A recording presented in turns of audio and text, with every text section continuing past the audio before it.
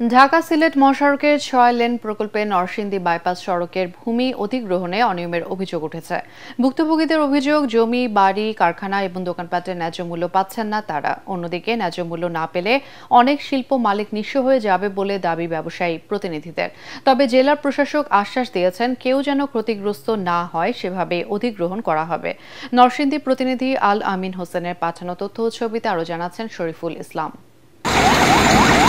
২০২১ সালে জাতীয় অর্থনৈতিক পরিষদে পাশ হয় ১৬,০০০ কোটি টাকা ব্যয়ে ২১০ কিলোমিটার ঢাকা সিলেট মহাসড়ক ৬ লেনে উন্নীতকরণ প্রকল্প, যার সিলেট অভিমুখে নরসিংদী অংশে গুরুত্বপূর্ণ ৫২ কিলোমিটার এলাকা। তবে যানজট কমাতে নরসিংদীর প্রবেশমুখ শিমুলতলা থেকে বাঘহাটা পর্যন্ত ৭.২ কিলোমিটার বাইপাস সড়ক নির্মাণের জন্য ভূমি অধিগ্রহণ চলছে। আর এই সুযোগ কাজে লাগাচ্ছে কিছু অসাধু ব্যক্তি।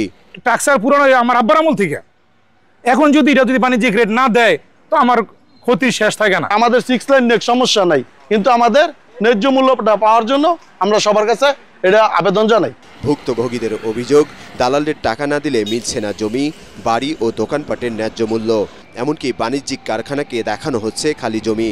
বাড়ির রাস্তা যাচ্ছে, এই আবার কৃষি জমি হয় কেন্দ্রে, এই যে কৃষি জমির বলে দাম দিব, আমি এই দামে আমি রাজি না। ভূমি আইনের মাঝে আছে, বর্তমান সিটিতে যদি টেক্সটাইল মিল থাকে তাহলে তারা টেক্সটাইল মিল লিখতে বাধ্য, বাণিজ্যিক দিতে বাধ্য। তারা কেন দিচ্ছে না? লুস দেয়, টেহা করে, সেই টেহা পাইয়া হারা করে বাড়ায়। মানে আমরা দইটা দিতে পারি না, আমরা গরিব মানুষ, আমরা করতে দিমু, আমরা খাইতাম ওই পারি না, আমরা ঘুষ দিমু করতে। ন্যায্য মূল্য না পেলে অনেক শিল্প প্রতিষ্ঠান ও মালিকরা নিঃস্ব হয়ে যাবে বলে দাবি ব্যবসায়ী প্রতিনিধিদের।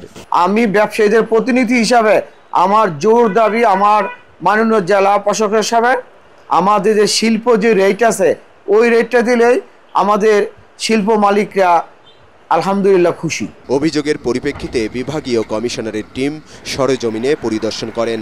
কেউ যেন ক্ষতিগ্রস্ত না হয় সেভাবেই জমি অধিগ্রহণ করার আশ্বাস দিয়েছেন জেলা প্রশাসক। কাউকে বঞ্চিত করা হচ্ছে না, সরকারের স্বার্থ সর্বোচ্চ সংরক্ষণ করা এবং জনগণের যাতে কোনো ক্ষতি না হয় সেই উভয় বিষয়টাই লক্ষ্য রেখে অধিগ্রহণের কার্যক্রম আমরা সম্পন্ন করছি। জমির ন্যায্য মূল্যের দাবিতে জেলা প্রশাসক ও বিভাগীয় কর্মকর্তার কাছে অভিযোগ ও মানববন্ধন করেছেন ভুক্তভোগীরা। দ্রুত তদন্ত সাপেক্ষে ন্যায্য মূল্য নির্ধারণ করবে কর্তৃপক্ষ, এমনটাই প্রত্যাশা স্থানীয়দের।